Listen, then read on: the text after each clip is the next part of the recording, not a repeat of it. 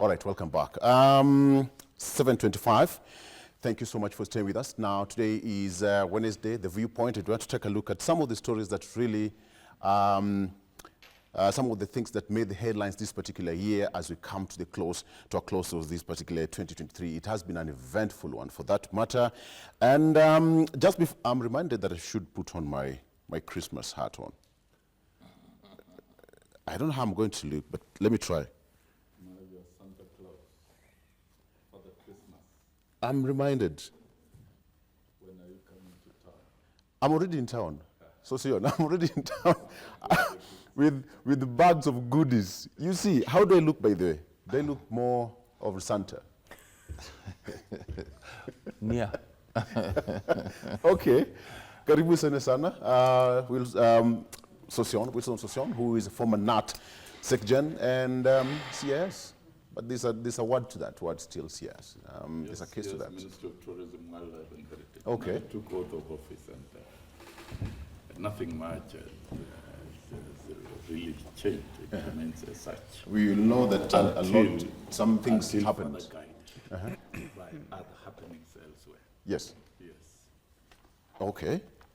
Christine Odera, who is a youth, peace, and daughter of the land. Karibu sana to the program. Thank you. Karibu sana, karibu sana. And finally, the man of the moment is Deputy Governor of Machakos, Mwangangi. He's here with us.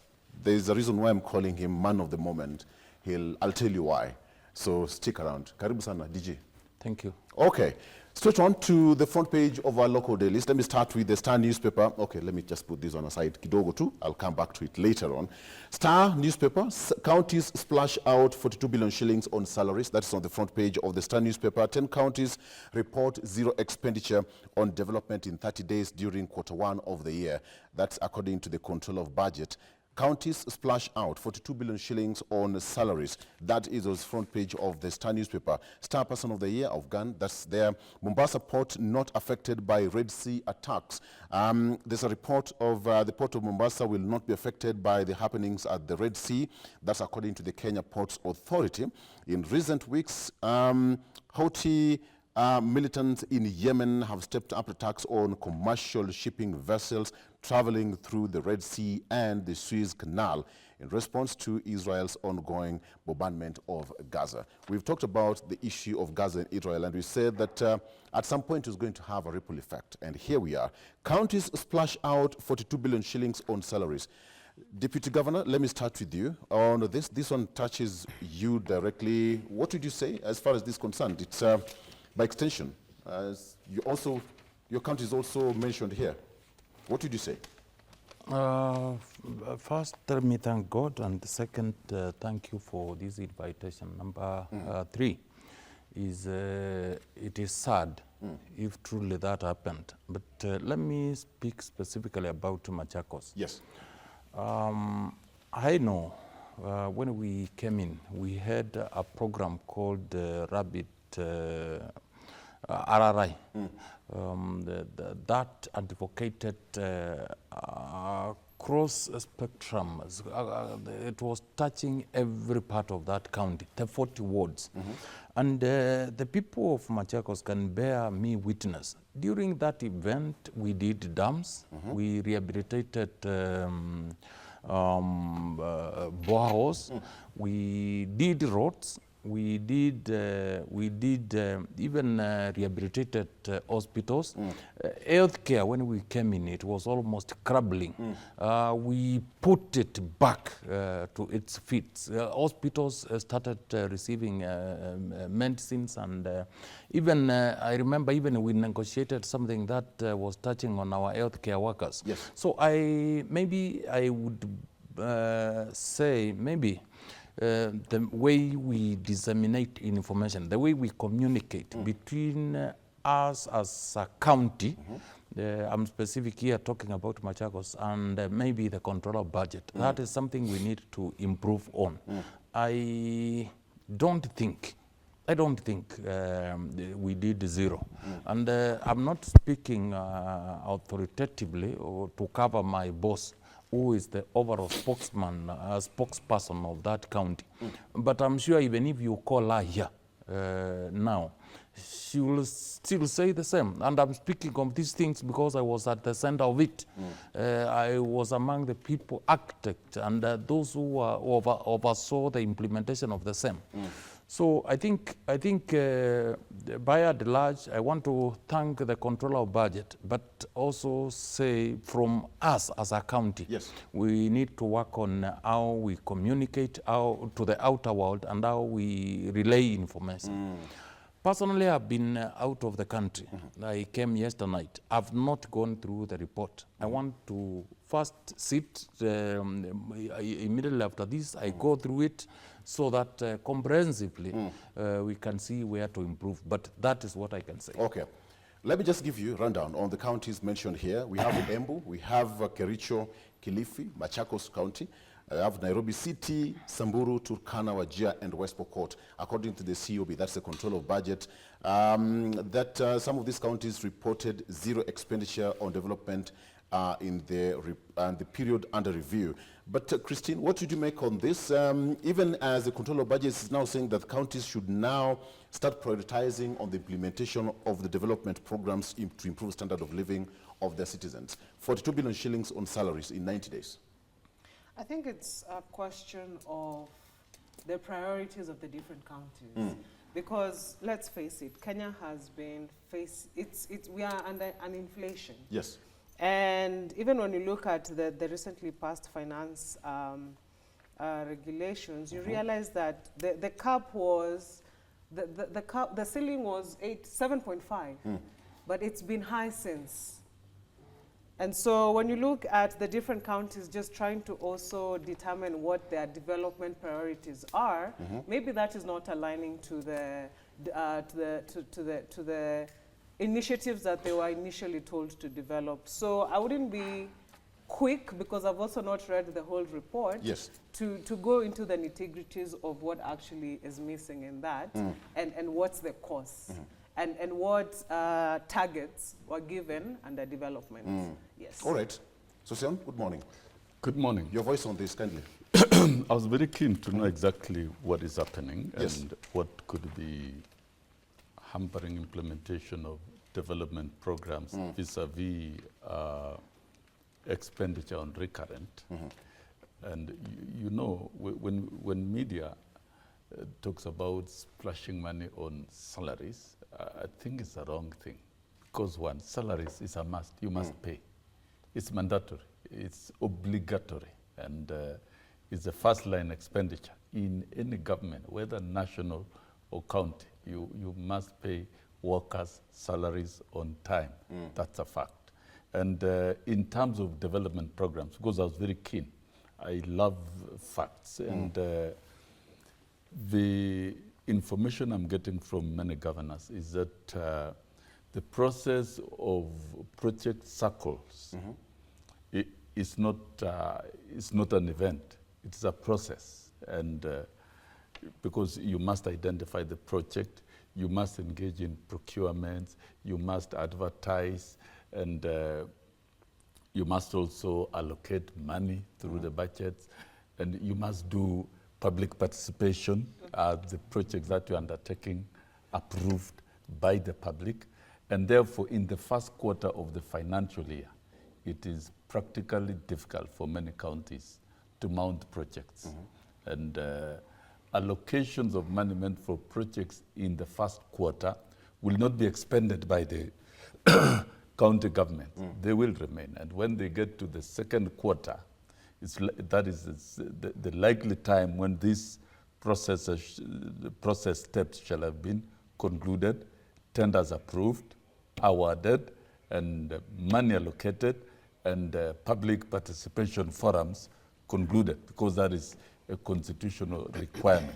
So we might be expecting too much from county government that in the first quarter they switch on full throttle to and engage in development programs. Yeah.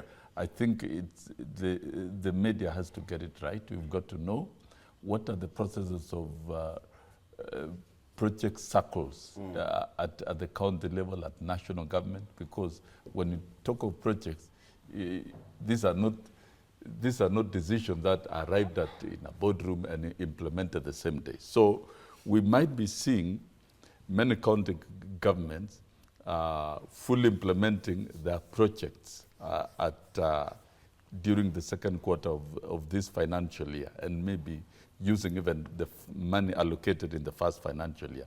That's the explanation I've seen from many governors, and to me it makes a lot of sense. Yes. Yeah, because projects must go through certain processes, and for me, particularly public participation at the ward level. Yes. We know. And So there there's is a no problem with provision this. for that. So you're there is absolved. no cause for alarm. There's no cause for What alarm. we'll need to be doing is at the end of the second quarter of the financial year, and maybe somewhere mid the financial year, we should then be able to carry out a survey and audit and see what every county government is doing. Okay. Because county governments are autonomous, and they have money allocated both for recurrent expenditure and development programs. Okay. And the functions assigned to the county government. Yeah. That's also exactly what's on the front page of the People Daily. County bosses spend millions on parks and travel, but this is completely different from what this controller budget is saying, that county bosses spend millions of shillings on parks and travel. That's according to the controller budget. It says that the Bada the Angler report by controller budget reveals how governors and MCAs use allocations for recurrent expenditure, asks questions about large sums that are yet, that leaders are yet to account for. That is what is here. Is this now part of accusations? What did you say of this one? Again, back to you. DG. And also to add on what Honorable Sossion is saying, you need to know the time frame under question Yes. was immediately after election.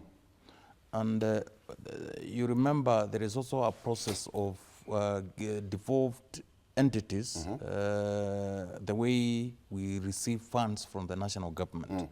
So you will find so many counties are affected around that time, because even the national government was saying there is a shortage of money, a lot of other things.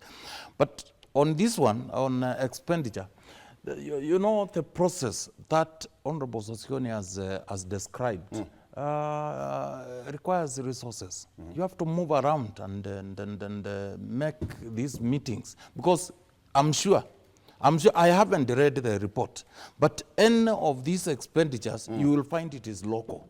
So like in case of Machakos, we don't implement anything until it has approval from the public. And that is what we are calling public engagement, public participation. It is a law requirement. Yes. So in this case, you must move from one ward to another, meeting people to confirm is what we are about to implement Yes. originated from you. So in this case, I tend to agree, but I still say we need to improve on how we engage ourselves as a county with the control of budget, so that the right information is relayed to the public. Yes. Because I know for sure that report is inaccurate when it comes to Machakos. Governor Cecily Mbarire is saying that, good morning, Tim. Allow me to explain this heated matter because it is my business to do so. In regards to this. And she says that this particular COB report refers to quarter one, that is between July and September. First quarters are very tricky, as you correctly put it. First quarters are always very tricky. If you get delays in passing the budget for one reason or another, as happened in Embu, development expenditure is greatly affected in the quarter. In the case of Embu, we passed our budget towards the end of July. By the time procurement plans were done, again, from just what we were saying, by the time procurement plans were done, uploaded to IFMIS, and the actual procurement process started, the quarter was already over. She continues to say, however, the second quarter is way better since we have development resources for quarter one and quarter two. All right? Yeah. Okay. Precisely. And she said that we are learning hard lessons as we run this government. It will be better in the next budget cycle, as we will purpose to pass the budget in a timely manner by reducing many back and forth negotiations. Finally, she says, of importance is to know that no money was lost And that's why you continue to see many projects being implemented in all wards. Let me assure you that all this will never happen again. I think that's when she was referring to her county. We have learned our lesson. Our development projects continue to be implemented unhindered. So basically that's just in tune and in sync with what you've just been saying in terms of processes and all that. That's according to Governor Cecily Marira. So we are still on course. Okay. Yes. Front page of the People Daily, again, that's also the front page of People Daily. Very quickly, on the front page of the Standard, it says that Uhuru set for political duel. That's on the front page of the Standard. Okay, I'm told that I have to remove this one now. We are done with it. Thank you. Uhuru set for political duel. Former President Uhuru Kenyatta is said to be mobilizing leaders who lost in past elections to begin countrywide meetings to sympathize with Kenyans suffering from unfavorable government policies that have led to high cost of living. The first open meeting was held in Kiambu yesterday with a series of other planned rallies in meetings in larger Mount Kenya region in coming weeks. There we go. Sossion. Uhuru Kenyatta. And you know the culture of retired presidents. If you look at the US, for example, once you are a president and a former president, there are certain minimum ethics and standards that must be set. One, you cannot undermine the government in office, the government of the day. You are all former presidents are under duty to engage in activities that are supportive to the state, yes, as statesmen and supportive of the president of the day. And that is how our constitution was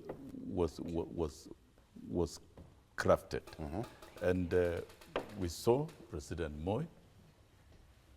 He never undermined any of the sitting presidents. He walked into retirement, but he was free to speak his mind on certain issues, specifically issues. That's a political right of a retired president. And we saw Kibaki, the same thing. And I think Uhuru is trying to set a very bad culture. He's a bitter man, bitter, extremely bitter. And he has not reconciled himself with the fact that his political program and agenda collapsed at the ballot box on 9th of August. He has not reconciled himself with the fact that William Ruto is the president of the Republic of Kenya. He's the president of everyone, including himself. And the law is very clear with the office of the former president that 6 months after exiting office, you should cease engaging in political party activities, and you become a statesman. We would like to see all former presidents establish institutions of statesmen, and it should be focused in studying Uhuru Kenyatta Presidential Library so that we concretize leadership and we build a culture and respect institutions of former president. And I think if he's going to engage in what he's going to engage in, it's going to be very provocative. It's not going to be very friendly to him. And considering that his 10 years as president was indeed very miserable everywhere, at the economic front, at the social rights front, and even at the democratic space. He cannot claim to be a Democrat when he's known to be one of the biggest unreasonable dictators that we have had in this country. I'm sorry to say so. I worked with him. I supported him to be president in 2013 vigorously, but we suffered the brunt of his dictatorship for 10 years. And we are not ready to see him engage in those activities, some of us. Okay. And we would like to see the democracy of Kenya grow beyond individuals and institutions. And William Ruto should prepare in 2032 to be a statesman and to be a president respected who walks into retirement and support whoever will be elected in 2032 to be president. Once a president is elected, is the leader of the country. And we close the chapter of elections, support that president for the entire duration until when voters and political parties come back again in the next election. Very good. to determine whether Okay. they can re-elect the same president or proceed. So I think Uhuru is trying to disrupt the democratic culture that we are building for stability of a strong democracy. And Kenya deserves a tradition of strong democracy that builds institutions and not individuals. Thank you so we much. must get out of Thank you. individuals, Just get to- out of dynasties.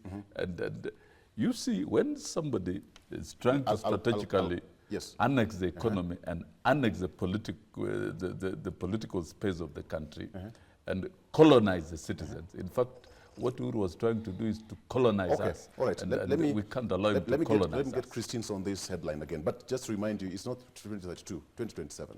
Now I'm saying 2032.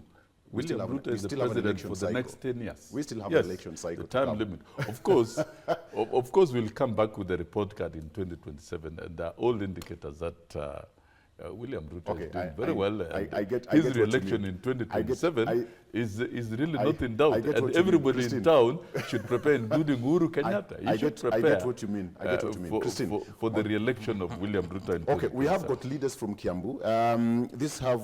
Let me just give you, Uhuru allies regroup and vow to fight Ruto's quote-unquote oppressive policies. Number one, we have got Peter Mwathu, who is former Limuru MP, Pauline Njoroge, Jubilee Organizing Secretary, and finally we have got Jude Jomo, who is a former Kiambu Town MP. They're regrouping, and yesterday they were in Kiambu. Go ahead. Well, I think politically speaking, that is not a new phenomenon in Kenya. That almost always happens. And it is sad because, as Mheshimiwa here has said, we know how to plan politically, but we don't know how to plan effectively for things that actually matter to Kenyans. And that, to me, becomes a really sad state of affairs. And so regrouping or not, that is a non-issue for me. What then is that regrouping going to help the common Kenyan? Is of what importance? Is of the importance here. If we keep talking about who is doing who, tomorrow if I get to alliance with Mheshimiwa Sossion here or DG, then what exactly is our coming together going to help the majority? People. I think that's the conversation we should be having, instead of this bandwagon of same thing being channeled over and over again. So I think we are better as a democracy in Kenya to stop talking about these small issues which we keep seeing happen. I think it's about time we start seeing more effective leadership when it comes to these regroupings and actually speaking true to power and issues. Yeah. Okay. DG? I want to say a number of things. One, President Uhuru Kenyatta is the only living former president In Kenya. in Kenya.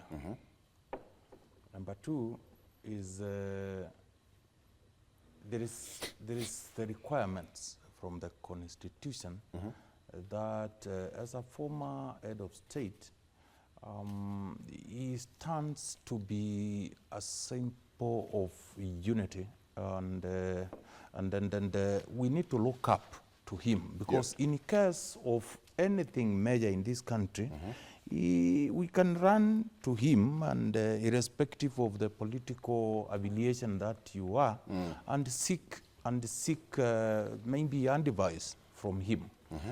He can guide the country, even from his position as a former head of state. But that said, I want to remind my colleagues that did not take his political rights away. President Uhuru Kenyatta is entitled to his political engagements. But what are these political engagements? You know, in a democratic world, you push policies through political parties, because it is by and large, other than in Kenya where we have a provision of being an independent, by and large we know there is no, so far, we have never had anyone as an independent candidate winning presidency. So we channel all this through political parties. And President Uhuru Kenyatta is a product of a political party. So I think he is entitled to guide. By the way, he is also a party leader of a coalition. So in this case, what, from my personal perspective, I think it needs to be a little bit, he needs to tread carefully when it comes to positions in political formation, because as a former head of state, actually is a leader for the country, yes. As far as I'm concerned. But I don't think he is limited to not doing what my colleagues are describing. I think he can do it. He can do it because the Constitution does not even bar him from doing so. Yeah. I'm just trying to imagine. There's a very thin line between his retirement and not engaging in active politics. Whatever he's doing, is it active politics or passive politics? Regrouping and bringing all those. The law is very clear. Yeah. If you look at you see, there is something I will tell you. You know, the fact that he is a former head of state does not mean he cannot guide country to a different leadership. There are serious issues, and this is where my point of departure from Honorable Sossion. It is not 2032. That is debatable, and it is for Kenyans to decide. It is not a question of using the sword. It is not the question of some of the things we have seen from this administration. So I think, let's be clear here. If the country is heading in the wrong direction, doesn't mean Uhuru Kenyatta to just sit and enjoy those perks simply because there is an act of parliament dictating otherwise. No, that does not happen. So in this case, what I can urge is for the former head of state to put the country first and ensure, in case there are wrangles, especially political wrangles in this country, any political formation can look up to him and go to him for guidance. Okay. And he can be listened to. So in this case, I don't see anything wrong. In any case, Uhuru Kenyatta wasn't in that meeting. It is the grouping of his allies. And that does not mean he is the one. So the fact that his name appeared there, Sossion, I think it's good we become honest as Kenyans. We need to develop our politics properly. Let's be honest. Yeah. And what we are doing, is it in the interest of the country? And what the former president is doing.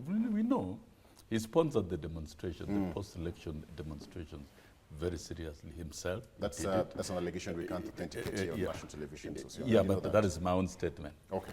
I stand. Okay. I stand to be corrected, and I'm responsible for my own statement. Very well. And you've given me that space, and I need to correct the DG here, so that one day when he will be president, he will know. When he will be a retired president, he will know the ethics of how to behave. Which year is that? And how to be a statesman. Which is the 2032? That the Presidential Act, that the Retirement Benefits Act for former presidents in Kenya, which is a law, it is in Parliament, it exists, requires that 6 months after the election, a retired president must relinquish all positions in political parties. And that is actually an elevation of a president to the status of a statesman. You are above political parties. And that's what is expected. So by now, for intentions of national unity, because a former president, a retired president, is a very important personality within the country. That's a father figure. And therefore, by now, Uhuru Kenyatta should be above political parties. He should have ceased connections from, but usually when he goes around and says, my political party is this one, it's okay to be a member of a political party, but not to hold a position. Right now, Uhuru Kenyatta should be the closest advisor to the president of the day. And nothing stops a former president from engaging the sitting president. That's allowed. We saw Moi engage Kibaki. We saw Moi engage Kibaki severally. And we saw the chemistry between Kibaki and Moi. And that was very sobering and very reassuring to the country. And we saw what Kibaki did after handing over, because time changes and you got to rise above certain things. So I think even once a president is declared as a president, he ceases over indulging in his own political party activities. It is left to the political parties because he is the president of the country. And I think it is now time we engage in a serious conversation about leadership in this country. The institution of a former president. What should we tell Uhuru Kenyatta to be doing? Not to engage in incitement and cheap activities and running around in some suburb and you can see tenants complaining about noise. Those are not things we should see about Uhuru Kenyatta. We would like to see Uhuru Kenyatta that he has walked to State House, he has made a call to William Ruto, and he's making national statements. Yeah. That is all what we need. And that does not take away his personal political right of even belonging to a political party. We see Barack Obama in the US. He talks, he speaks, he goes about national duties and speak about what he thinks about the country. But he doesn't undermine the sitting president. We never saw him undermine Donald Trump. But at the election time, he made his position known where he was casting his vote, which is okay. Uhuru Kenyatta in 2027, he can decide where he's casting his vote. That will be his political right. So I think the DG here and all of us and Kenyans, we must agree. We created all these institutions. We have legislated. It is in the Constitution.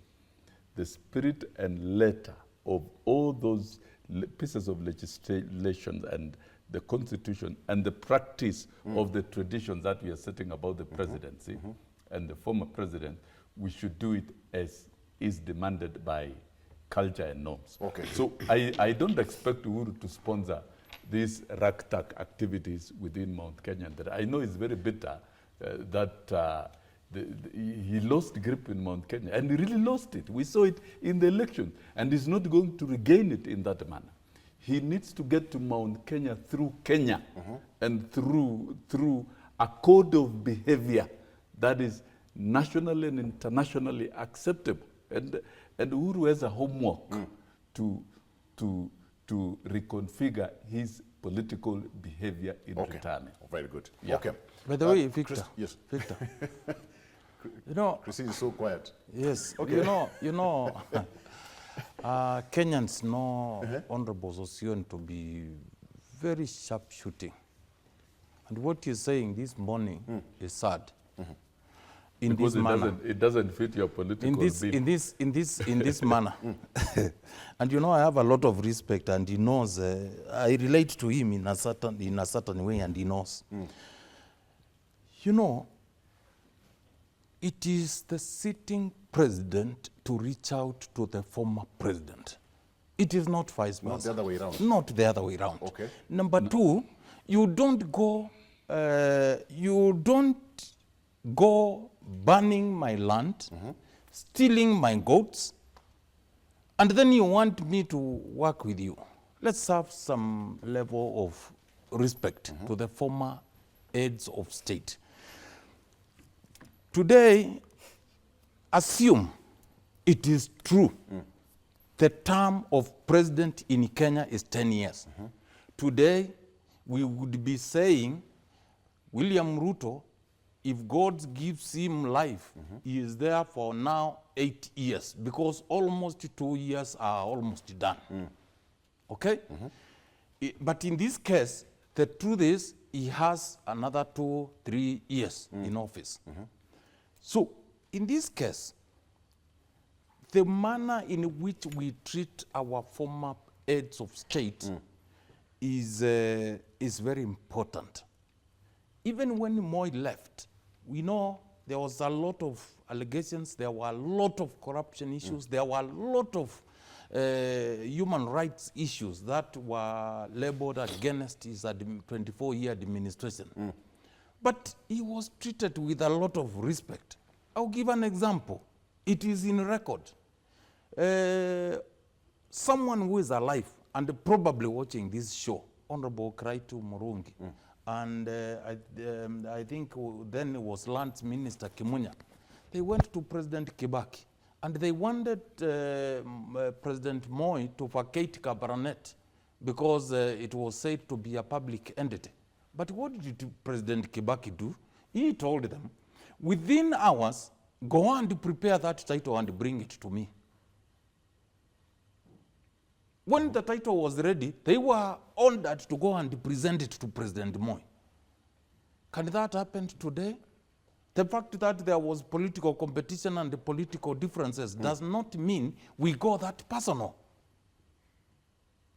So in this case, what I'm telling Honorable Sossion, is Kenya Kwanza administration, they need to mature up.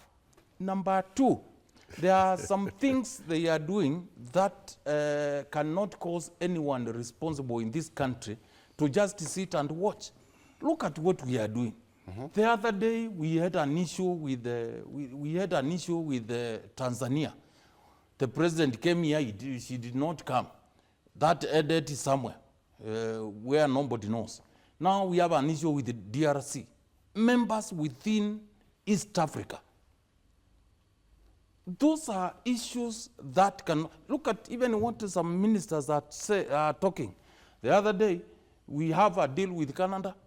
The following day, Canada government says, no, we are not sure of this. This is not something we discuss. You know, these are not things and acts of a responsible government. And we cannot wait until 2032 to correct some of these messes. They need to correct now because they are acting in trust of Kenyans. The power they are exercising is delegated to us. Even I, as a deputy governor, anything I'm exercising in Machakos is on behalf of the trust of the people of Machakos. Thank you. Yes. Because of the powers, I'm also given powers to act on behalf of KBC. Yes. Allow me to take a break. Now you order a break by your powers. Let's take a break. We'll be right back with more. I still have delineation to take you through until we continue the discussion. Stay with us. Good morning. Let me take you very quickly to our front page of affiliate headlines. We have got France 24, UN Security Council, Gaza truce, vote postponed until Wednesday. This as far as the issue of Gaza-Israel is concerned. The UN Security Council struggled to find a unified voice on Tuesday on pausing the Israel-Hamas war as aid efforts neared collapse and global economic fallout spread. With the cost growing for a new truce, Qatar-based Hamas chief Ismail Haniyeh is to visit Egypt on Wednesday, that is today, for talks on a ceasefire in Gaza and a prisoner exchange with Israel. That's according to a source close to Islamist group who has actually said about this. I want to get this from your voice, Christine. You are more of peace and reconciliation. How is it going to be now that the talks have collapsed and they are looking for an alternative solution here to this particular problem? Christine? I think, honestly, and just going back to why I was quiet when the two Washimios were speaking, yes, is the scares that come with such conversation. And it is sad because as young people, you are always almost caught up in that whole quagmire when the big fish are fighting. And so, same case, the UN Security Council, I think we've seen the divide between the votes, and that is causing a lot of panic. And so that is not actually news, because then who takes care of the common Mwananchi? Who is taking care of the people in Gaza is a problem. Because world over, we are seeing a situation where leadership is really focusing on the leaders and not the leadership itself, where the people are supposed to be safeguarded. And so if we are ceasing fire, fire is business to some of these guys. And so would they want to go out of business because they want to protect the lives of those civilians? Maybe not. And so we really need, again, to get beyond the face value and actually address issues and see how better then to lead a population of people who then get to contribute effectively to the whole political process and leadership and the question of governance indeed. Yes. Yes. On the front page of the BBC, this is what it's like. Trump disqualified from 2024 ballot in Colorado. The Trump campaign vows to challenge the historic decision which does not apply to other states. That's what it goes. Colorado Supreme Court kicks Trump off. There you go. Colorado Supreme Court kicks Trump off ballot, citing, sorry for that, citing insurrection. Yes, this is what it is. So he's facing litany of cases. Colorado Supreme Court has ruled that Donald Trump cannot run for president next year in the state, citing a constitutional insurrection clause. Now, the court ruled that 4-3 that Mr. Trump was not an eligible candidate because he has engaged in an insurrection over the U.S. Capitol riot nearly 3 years ago. So this is just the state of Colorado. What does it really mean? It is the first ever use of Section 3 of the U.S. Constitution's 14th Amendment to disqualify a presidential candidate. So are we most likely to see this replicating itself in other states now that Colorado has taken the lead? Now Trump is, as per this one, is so far disqualified. DG, perhaps I can get your voice. No, Sossion, let me start with you. Yeah, if you follow the run-up to the 2024 elections in the U.S., a lot of litany of cases filed against Donald Trump. Yes. And it looks like, to me, from my own analysis, is a well-choreographed strategy to eliminate Donald Trump from the ballot in 2024. One, the Democrats have got very weak approach through Joe Biden's to recapture leadership. The government of Joe Biden has been faced with a lot of failures at the international scene, as opposed to Trump was able to go navigate the Russian relations and stabilize and avoid conflicts in Europe. Trump was able to deal with North Korea and have engagement with the Kim Il-sung, the president of North Korea. At the international scene, Trump actually succeeded exceptionally, and this is where Joe Biden is failing. And of course, considering the advantage of Joe Biden, he may not manage a hot campaign.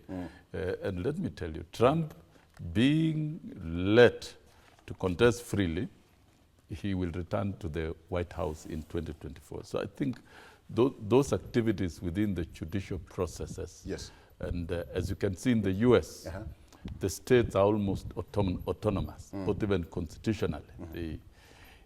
And to be elected president of the US, the states, winning the states really matter. So if a state decides that they have disqualified you and it's permitted by law, then it means you'll not be in the ballot in that state. We are yet to see how that will shape up. But I think this is an indicator of a serious contest in the US where Donald Trump is making a very strong case and a strong comeback, and he seems to be gathering a lot of whether he's going to momentum. Have a comeback, but as far as that is concerned, Christian. But whether they will succeed to buy from using the judicial process, we have seen cases in New York and many others, and we follow very keenly. Okay. Whether they are going to succeed is another story. Okay, very good. Christian. I think I want to bring it closer home and look at a state of Colorado and try to compare it with a county here in Kenya. Can we really get to that position? If our own cabinet is not able to even question what the president suggests, I doubt we'll ever get to that position. And let's use US as an example to see how citizens can actually bring political stability in a country when they decide to actually be part and parcel of the political processes. But we also have to look at the number of years.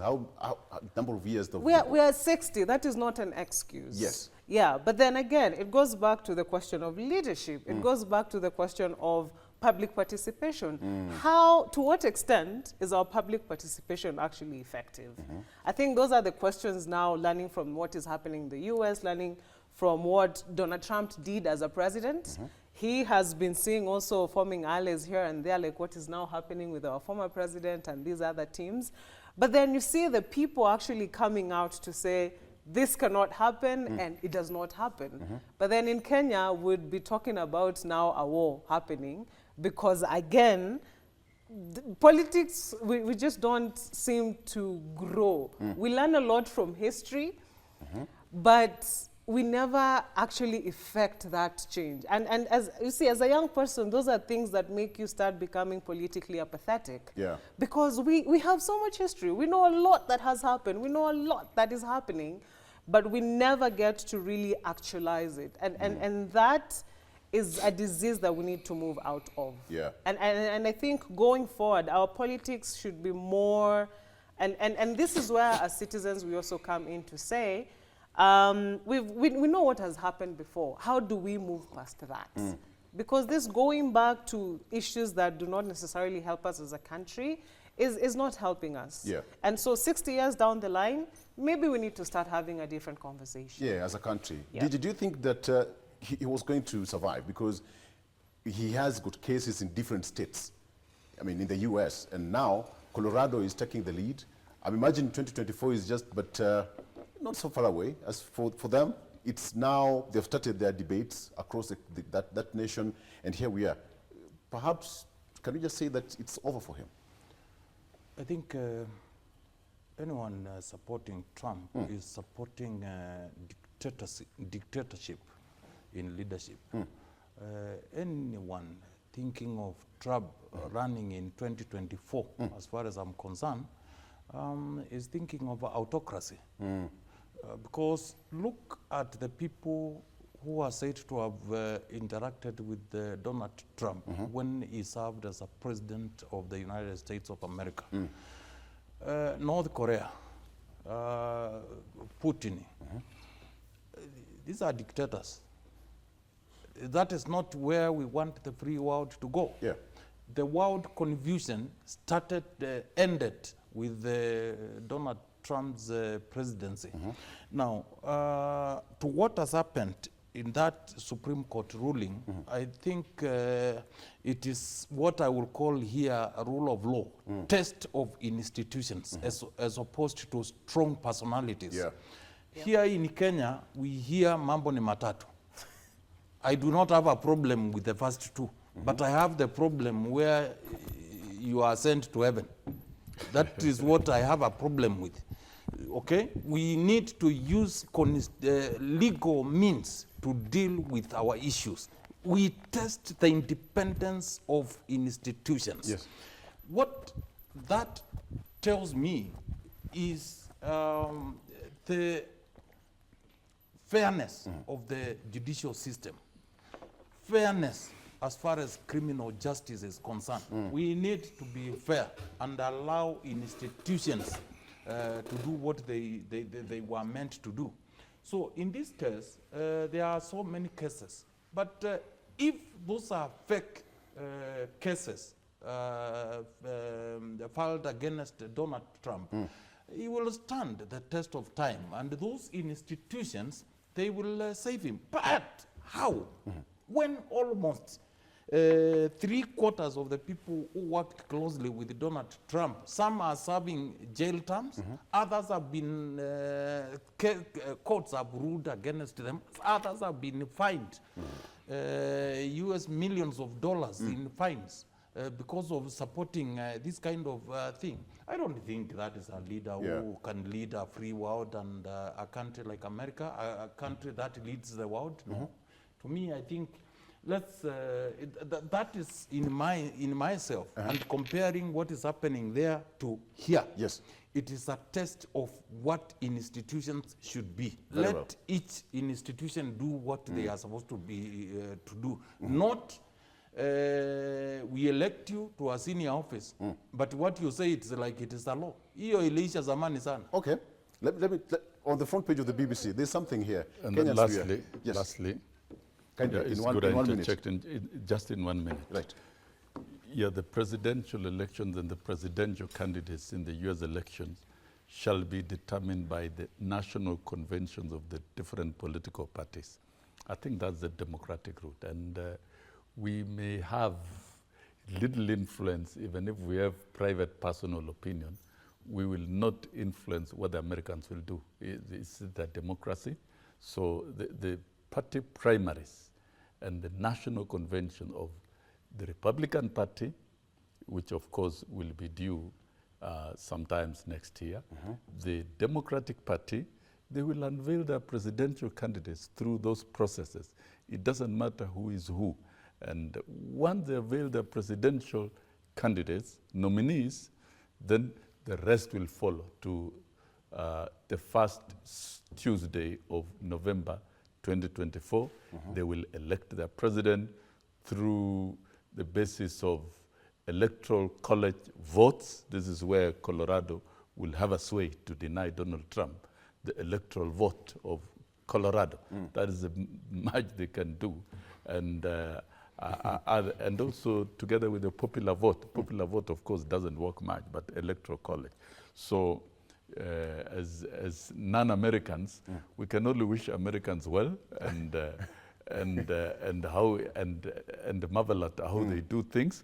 But I would like to make one correction that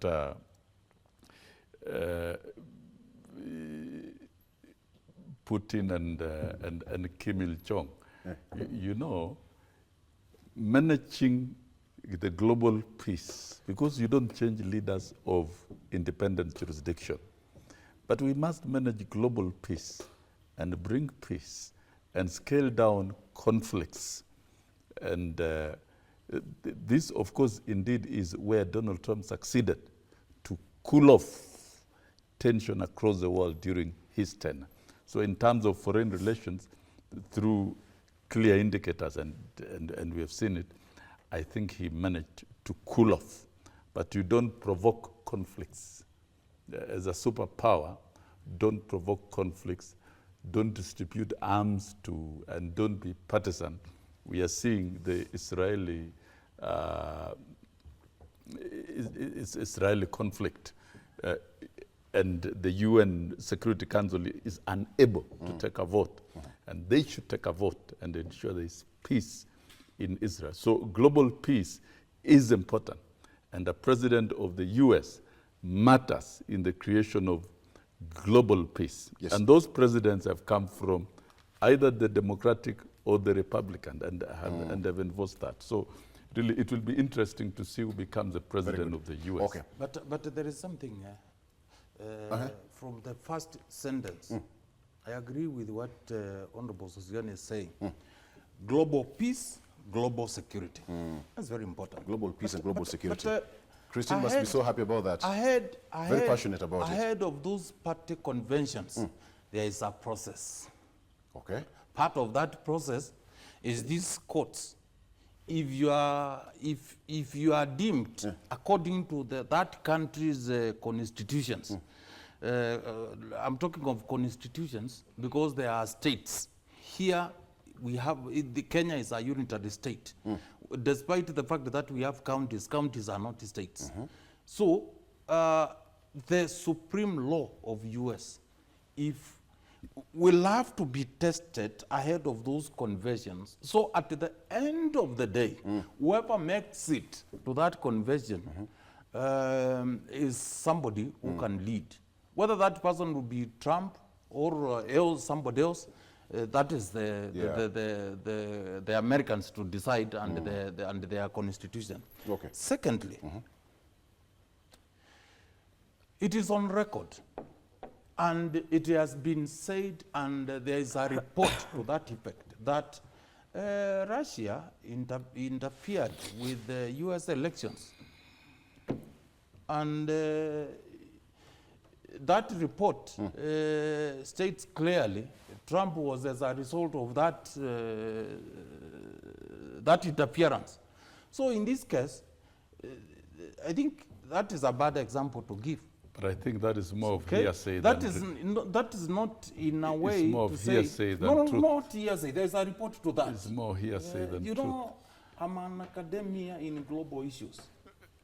And it is there. It is in public knowledge. It is and all of us are also not trying to. In this case, when you interfere with another country's election and you influence the outcome, we cannot give an example of such a country. I think that is something we need to put clear, because it is out there in the public domain. In the world public domain, it's not something we I want to take your attention somewhere else. Yes. Again, still on the front page of the BBC. Yes. Are you familiar with this? Something, Kenyans, we can be creative and then we make it global. William Ruto, the tax collector president sparking. That is on a lighter note. Whatever we started, now going across the borders. On a lighter note, though. Yes, yes. But you see the smile. Like, yeah, we are here. And it's referred to as whoever come with this word to the biblical figure of Zacchaeus, who is portrayed. I mean, Kenyans are just creative. So that's where we are. On a lighter note, though. Yes. Yes. So much as that has been said. Do you want us to comment? You want to comment on this? Yes, we must comment because you brought it. No, this is on a lighter note. Because you brought it. We are You know, the people who media- started it, so it's just, Media is extremely mischievous and trying to label the president as a tax collector, giving all but manner of it's also aware of that. names. You made fun out of it. No, but it's good to set the record straight. Uh-huh. How do you run the country without taxes? You've inherited the country with a huge loan portfolio which must be serviced, Yeah. and almost 84 shillings out of 100 shillings that is collected goes to payment of debts. You must reconfigure the tax regime, see where to exempt, exempting even farm inputs and raw materials for farm inputs, and imposing taxes on goods that can be manufactured in Kenya. Yes. Is promoting internal investments. And I think the tax regime in the Finance Act is just being demonized all over left, right, and center, including media. And but the fact is, the Finance Act is working. It will realize full implementation by the end of the financial year, 30th June 2024. Phase 1 was 1st of October. We'll see the second phase in January and the last phase in June. And that is going to stabilize the fiscal space of the country and allow proper delivery of services to the citizens, particularly two areas, Yes. education and health. Once those two are delivered qualitatively, then the household shall have been extricated and justification of taxation shall have been met. And by the way, we cannot demonize Kenya as high tax haven.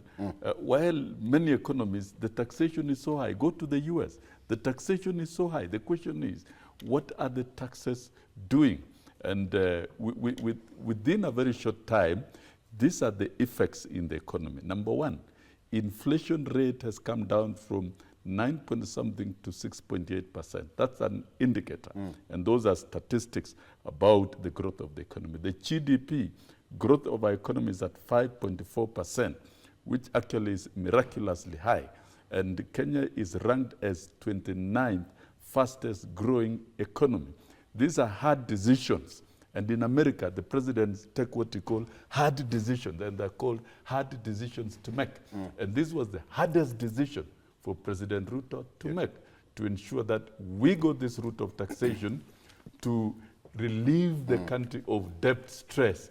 And now the debt distress of Madeni, of this country, is now relieved. We are on the right road to recovery. And even if you look at Nairobi now, and Kenya, it is the most popular country now to be visited globally. So we are on the right trajectory out of that. And so trying to brand the president as an irritative tax collector is a mistake. The tax that will be collected will be plowed back to quality services of the citizen and finance the development agenda of the country for the benefit of Kenyans. Thank you so much. Let's take a break. And we come back. I want us to talk about the year that was. The year that was. You talked about the criminal justice. We talked about the issue of economy. We talked about the issue of education, Mr. Sossion. Oh, yes, okay, fine. So far, protests over 120,000 learners in school that they did not pick. There's that issue of KCPE stood out. What can you talk about that? Is it really meant to destabilize education sector in the country. We want to take a look at the year that was, some of the achievements, some of the gaps that we need to work on probably when we come to next year. All right, that's and much more when we come back after this break. Stay with us.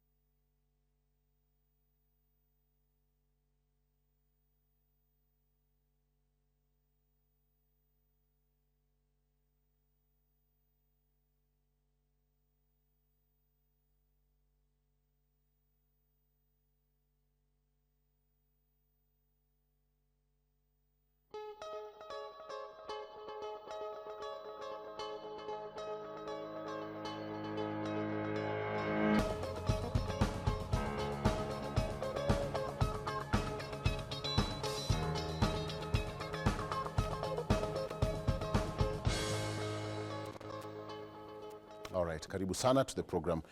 Okay, so 2023 is almost coming to an end, and we are forever grateful for this. A lot really took place. So much happened in this country. We had so many things happening in the year 2023. But let me start with you, Christian. In no particular order, take me through the rundown on what really made news in your own world in this country of ours. I think starting off, we'll start with government. We saw the executive come into work or rather start working. Yes. And that has not gone quite well because everyone is complaining, complaining and complaining, the Hustler Nation included. We've seen a lot within the judiciary, a lot of cases being turned to them, and unfortunately almost all of them have been nullified.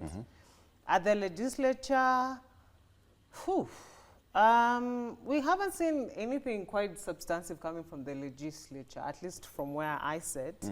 Hopefully that will change over time now that they're just settling into office. As a country, we've hosted, is it 3 or 2 international events? Starting with the Africa Climate Summit. Climate Summit. Yes. I was actually expecting to see a lot of the people who've been really hit by climate in Kenya in that conference also presenting and having their voices heard, or even just do a demonstration like what we've been seeing within the COPs. But unfortunately that didn't happen, and most of them were actually quiet when that time came. So maybe that's also something that we as a people also need to have a deep conversation over. Because we cannot be hosting the biggest convention and then some of our critical issues are also not being addressed, at least from where we sit.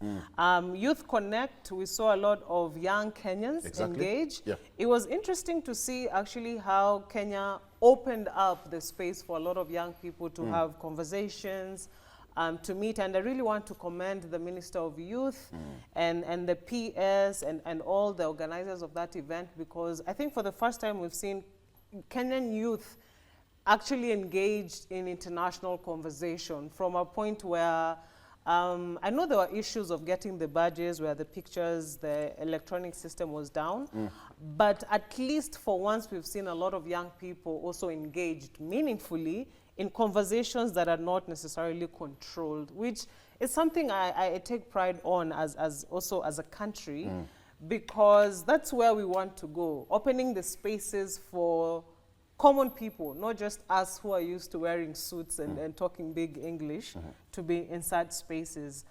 The other thing we've seen is, again, the inflation rates and everybody complaining, the cost of food, the cost of fruits has been going so high.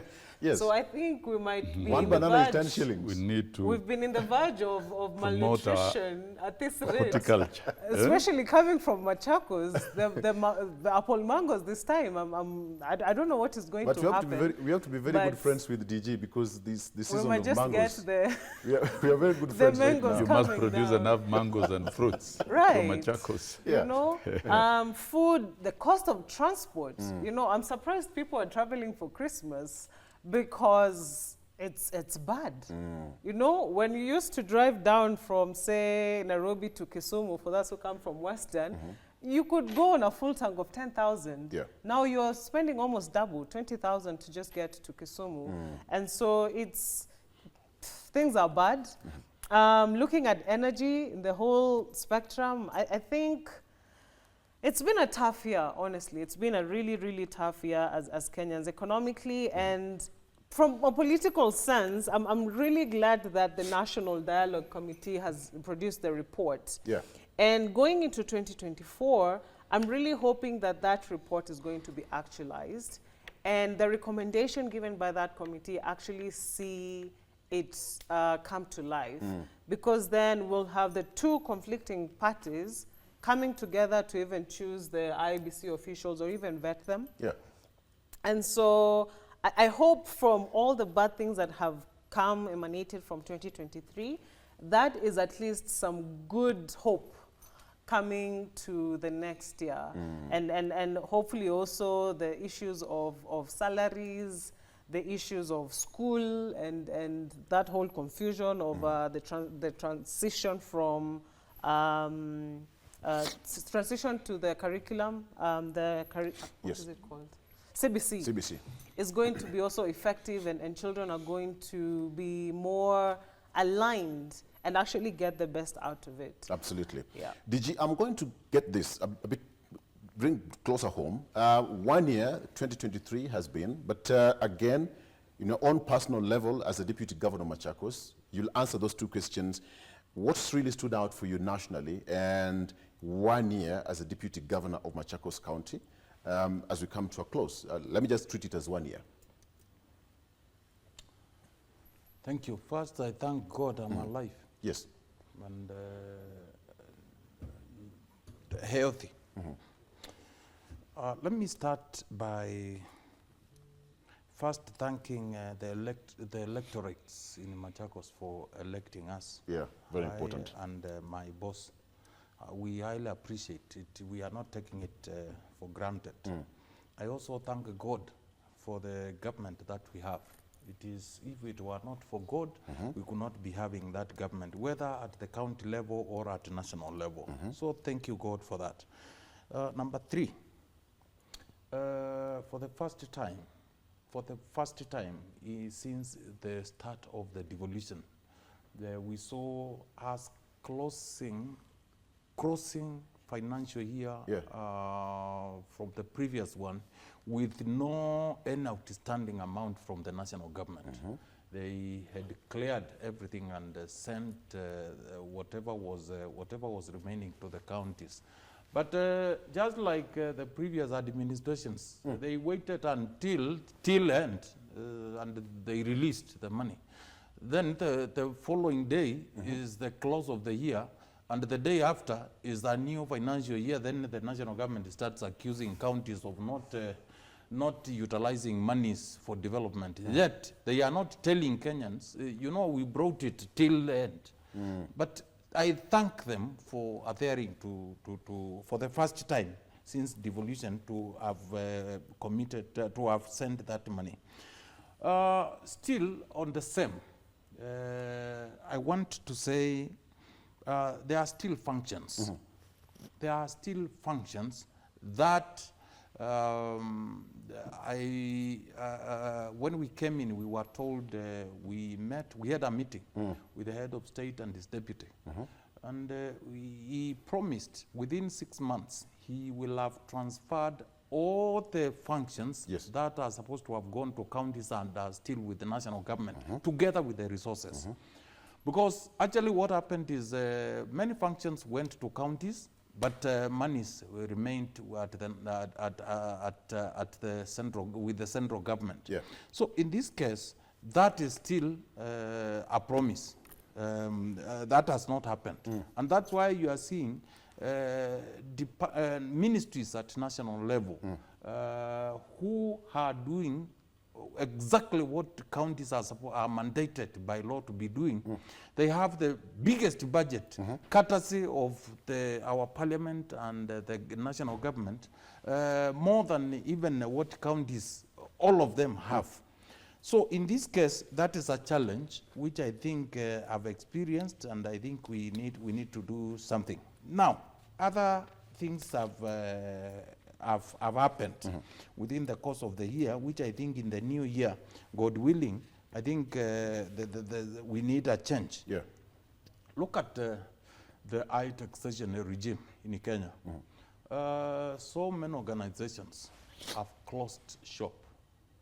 Others have scaled down their operations.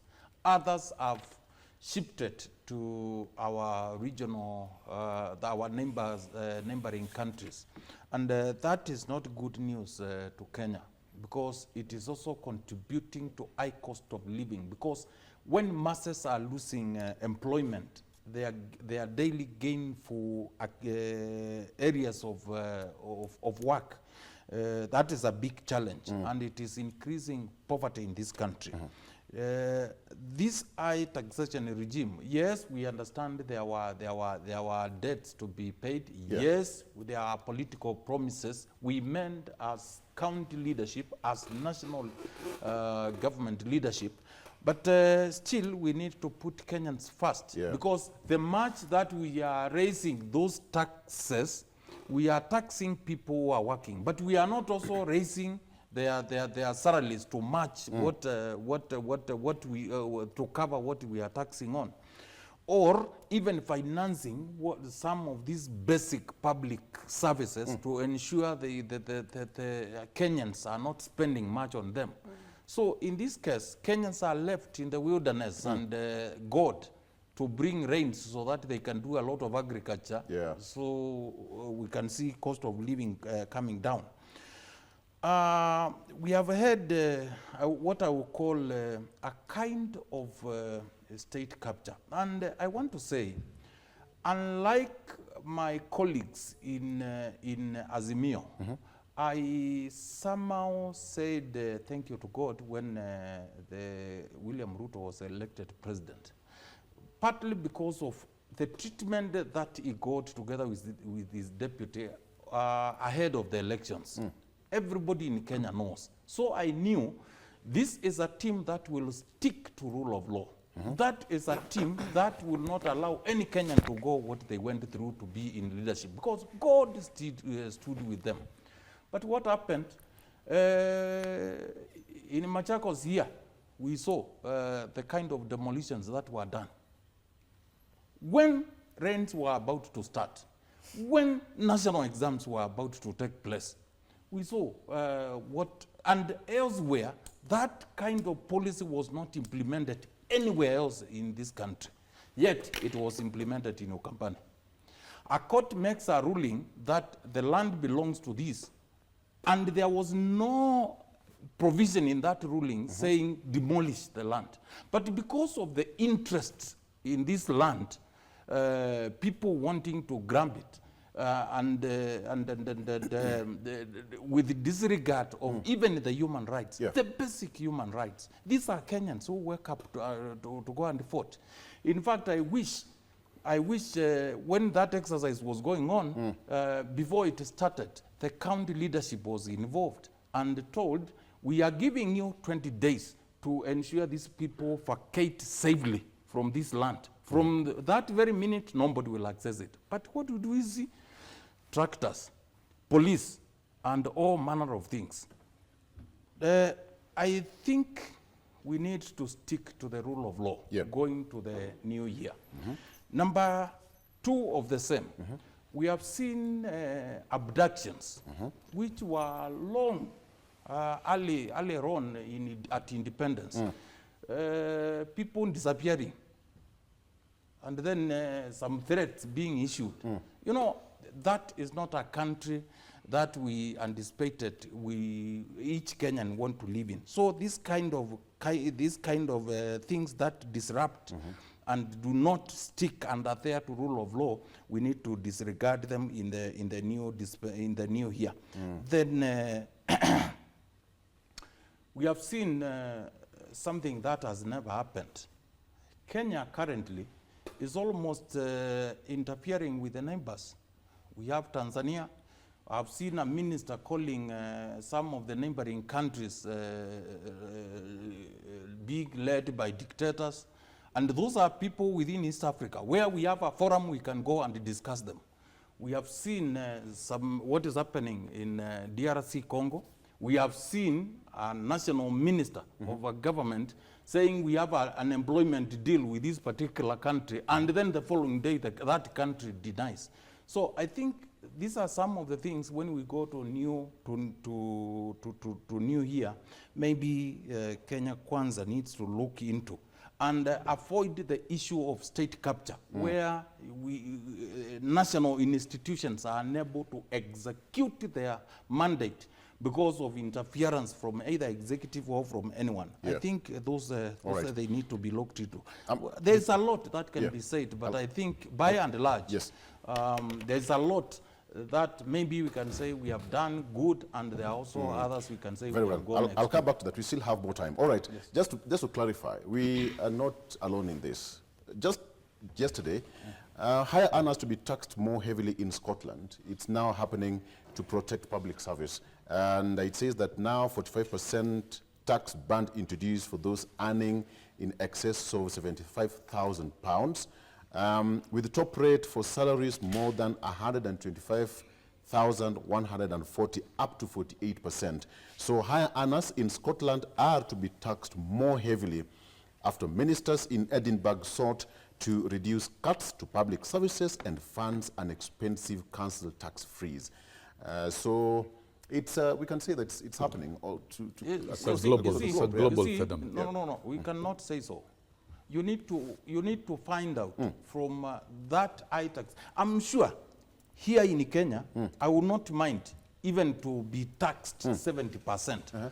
70% of my earnings, I would not mind if that money will go to a proper use, where I will not be in a position if I get sick, I will not be taken all the way from Machakos to Nairobi for treatment.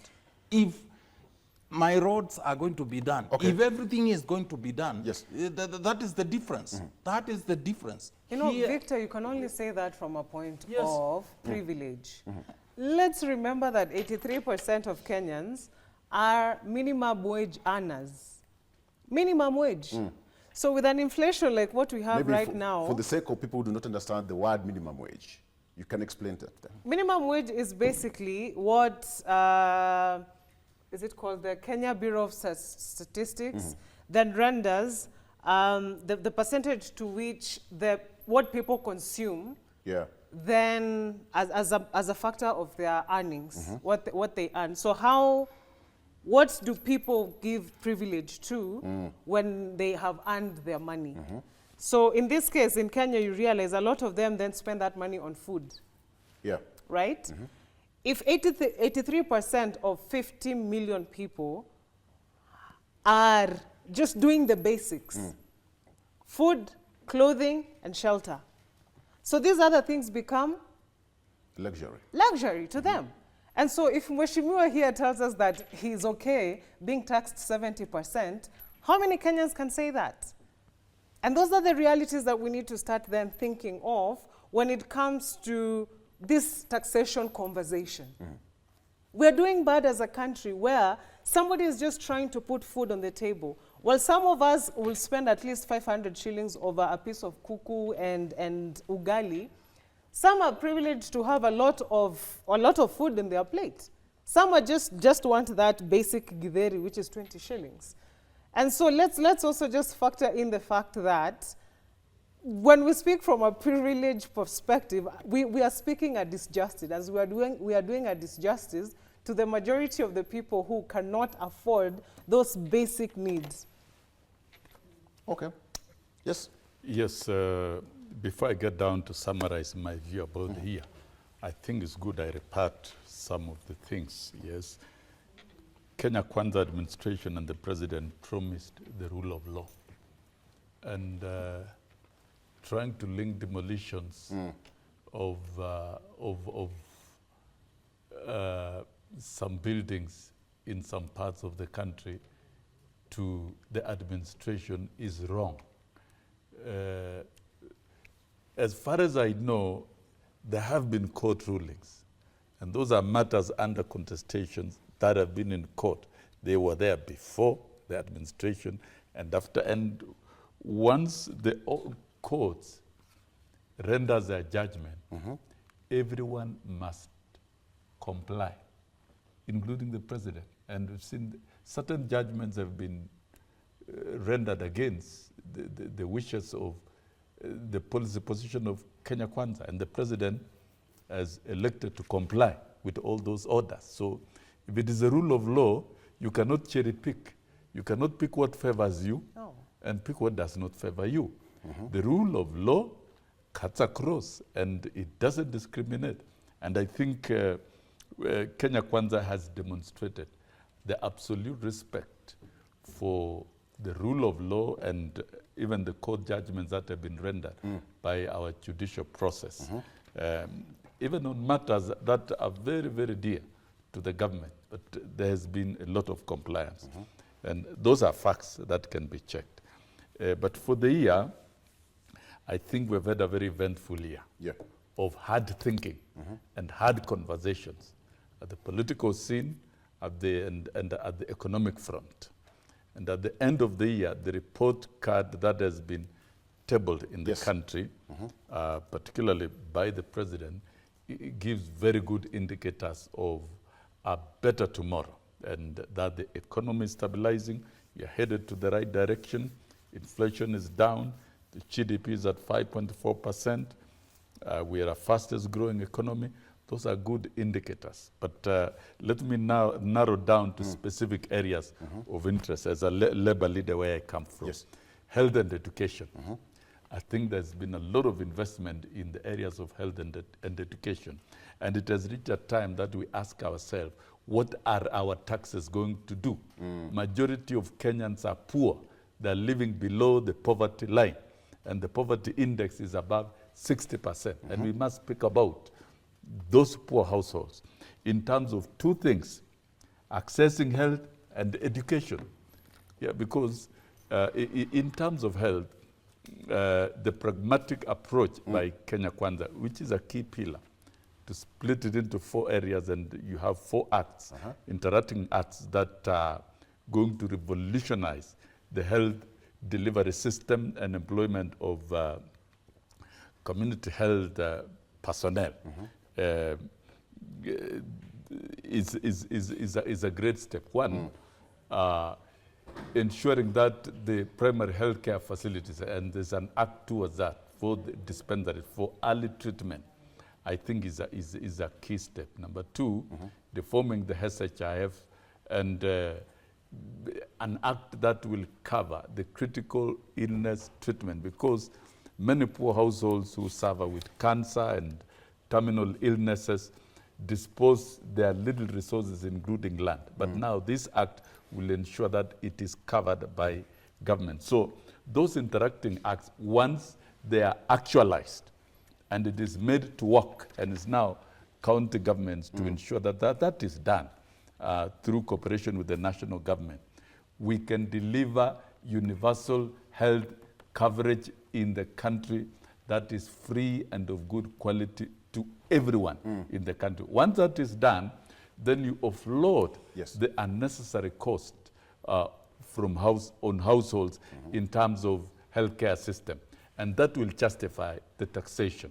Number 2, in education, a lot of reforms have been realigned. Much as there are hiccups here and there. Of course, those are implementation challenges because people don't understand. But once they fall in place, then I can assure you we will have a country that will be delivering equitable, quality education for all, particularly revisiting the curriculum rollout and restructuring our education structure.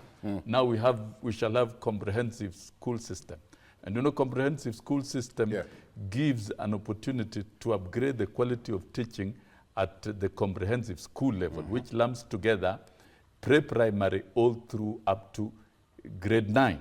And this has sorted out the mess that was created by the previous regime that operated with dictatorship in the education sector. And I was a player in that sector. That now education is being conducted professionally through conversation and dialogue with the public and the key stakeholders. Now, the grade 7, 8, and 9 who were supposed to be moved to secondary schools will now be domiciled at the comprehensive school. We no longer have primary, we no longer have secondary. We have comprehensive school spanning PP1 to grade 9 closer to the households. And here, households will not be expected to pay anything. So we've overcome the barrier of access, and we have removed the barrier of access completely up to grade 9. What remains is to upgrade the infrastructure at the comprehensive school, remodel the management at the comprehensive school, revisit the curriculum, and tone down the certain aspects that were in CBC that were overpitched, reduce the learning areas from 14 to 9, and make it more reasonable and appropriate for learners. And that has been done very well professionally, that I can vouch for the ministry and the government that is being done. So I'm sure in 3-4 years, because these kids will be transiting to senior secondary in 2026, we will be able to see significant results at the comprehensive level. At the senior secondary level, a lot of preparations are being done so that students will really fit the pathways directly as they report to senior secondary. And the current existing secondary schools will be modeled to senior secondary to accept the 3 pathways. And in the 3 pathways, over 60% of the students will take STEM subjects: science, technology, engineering, and mathematics, which is what is needed for the offtake of industrialization and manufacturing. We have seen remodeling of funding model at the universities so that children from poor households are fully funded 100% by the government. But of course, and that model is in place. Of course, there are hiccups. Of Of course, course, there are hiccups learners. because the process has not been fully concluded by the Higher Education Loans Board. And once it is concluded, you will realize that how children from poor households households will be changed come next year. Of course, right Because now, schools are reopening the next 2 weeks. right now, Yeah. next year it will be fully implemented, and households will know the obligations of their payments. And that I can assure you, the funding model is going to revive the financial status of the university. It's going to create sanity, even in terms of sponsorship and who pays what. And those who are able to pay will be obligated to pay. Is it custom stone as you speak? Yes, it is going to work, and Okay. and that I can assure you. All right. So generally, in the education sector, a lot has been done. Hiring of 56,000 teachers there is a plan to hire additionally the remaining 54,000 teachers. Yes. And they are coming in on internship, and they will be automatically converted to PNP After 2 gradually years. as we move forward. Okay. To me, these are great pragmatic steps. And as a player in the sector of many years, I think this is one administration that has consolidated its efforts, resources, and professional consultation to ensure that we get it right in education. And we are getting it right Perfect. in education. This is big And news. Just I pick it up from hope, there. And I hope with that, for the country. we are also planning to have a process where these people we are channeling from the education system will actually get jobs. Because it looks like we've really focused on the education, and then what? And then what? Once they come out of that school with very good education, then what? And so I think there's a question of making sure that we are not just planning for the demand, we're also planning for the supply. Yes. And because that was my statement, and a question has been raised. A question has been raised. Yes. You must offer relevant education and review education, that education to be relevant so that the skills match with the market requirement, both domestic and international. And that's a fact for sure. I agree. I can't agree. I agree. Now that the government master plan is to re-engineer production Yes. in our economy and get back to promote manufacturing, value addition, then it means we'll have a vibrant economy that will require new skills. And these skills is from our education system. Yes. So as we grow our economy, we must equip our students with the correct skills and abilities to fit in that space. Number two, to solve the youth unemployment is a big thing, and that the president is so concerned, and I agree very strongly. If we have an idle youth that is skilled without jobs, it is not right. The establishment of ICT hubs in every ward in the country, and that has been casted in the CDF, is going to be a game changer. That those ICT I'd love DG to ask will answer be that hubs if that is happening for the youth in his right county. across the country, Yeah. that they can be able to work on online jobs globally. It's a great move. And right now we have over 40,000 Kenyans doing online jobs. And if we open these in every ward, then we will link our youth wherever they are with the available opportunities for jobs online globally, other than negotiating for jobs in the diaspora. Okay. Let me tell you, Victor, Kindly.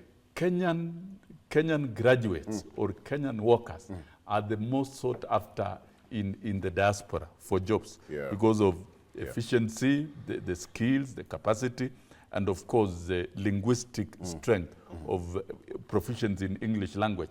So this is an opportunity that we must take. And And Victor, President I'll come back to you. William that end, Ruto established to finalize on the, that. my the prayer, State Department my of the prayer will Diaspora also be for that. for Mheshimiwa here as a player in the sector to make sure that the educationists are also having conversation with industrialists. Correct. So that there must be a link. There's that linkage so that we don't just produce very educated people who cannot even meet the demands within the country, and we're also not developing skills that are able to help the development agenda And that is why Kenya. in the master plan, the TVET institutions Yes. will serve as incubation centers for industrialization with industrialists. Thank you. So that link is already established in policy. Let me and get it will DG on happen. this. Yeah. On our justice system, let's talk about our justice system and the way our political landscape actually played out this particular year. We had the bipartisan talks happening at the Bomas of Kenya, something that Kenyans never expected in 2023. But here we are, the report is out. We are still waiting for its full implementation. DG, go ahead. Thank you. Before I go that, please allow me to say the following. One is when I talked of I'm ready to be taxed up to 70%, I meant anybody earning in this country has no problem with taxation as long as that basic that is financed by this salary Yes. is taken care of. That is what I meant, and it is very critical. It is not for I and people to be taxed or the lower, no. But what across the structure, what across what is affecting Kenyan, whatever is being addressed by whatever wage I get, whatever salary I get, is addressed if the same salary is taken away. Now, number two. I want to confirm here, there was no ruling whatsoever that demolitions take place in Mafoko. That one is nowhere. There is no court that ever ruled. There isn't. That ruled, there is a court order, go and demolish. And even if there is a such today, which there was, that court is never cast in stone. It is always given 14 days, 21 days, 1 month, that kind of a thing. You cannot have a ruling, the land belongs to this, and then the following day, the first house starts going down. That's unfair. All right. Number three, allow me slightly before I come to your question, I touch something on education. First, give credit where it is due. What Uhuru Kenyatta started in reforming the education sector in this country, and President William Ruto has continued. That is something that we should have started at independence. The countries that have developed across the world have gone the route that we are going. The only bit I want to ask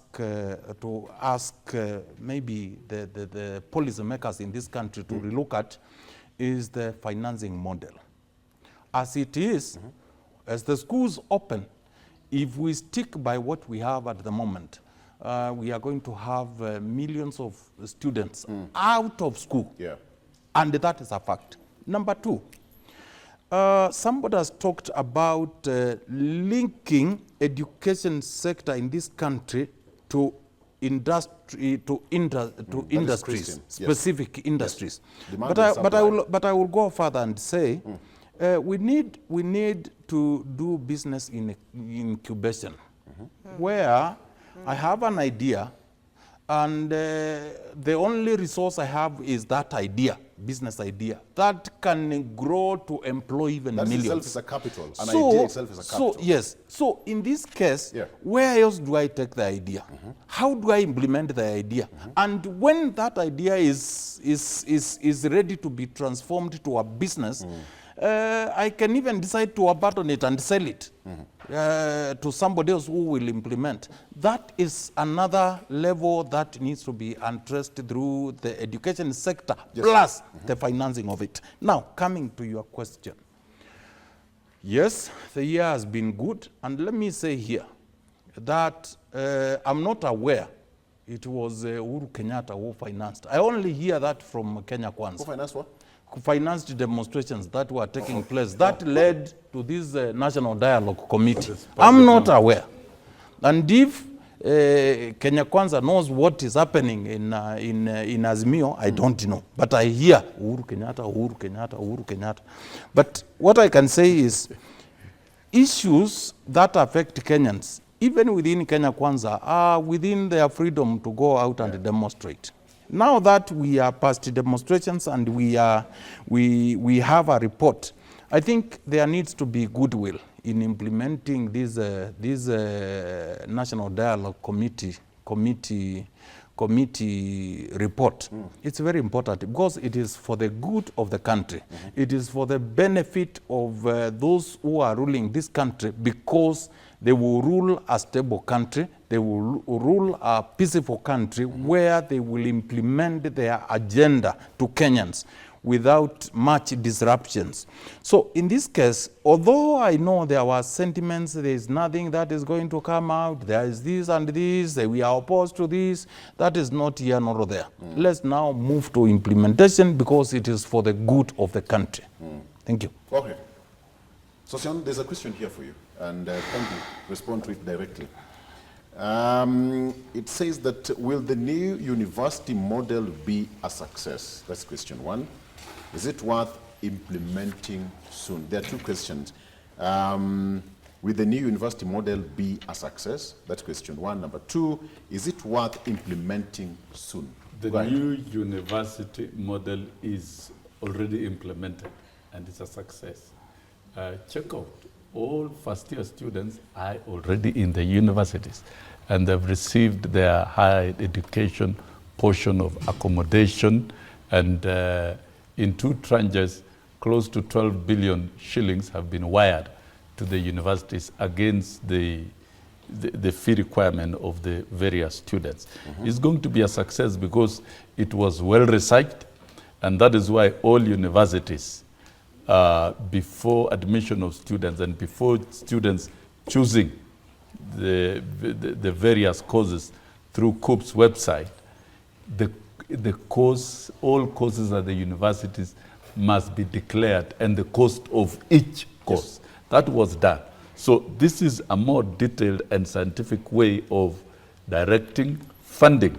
Unlike the previous global one, a student would attend School of Medicine without knowing the cost of the entire training. But now it is declared and it is costed by each university. The programs must be costed. The students will choose, and the students will apply for higher education loans funding or scholarship.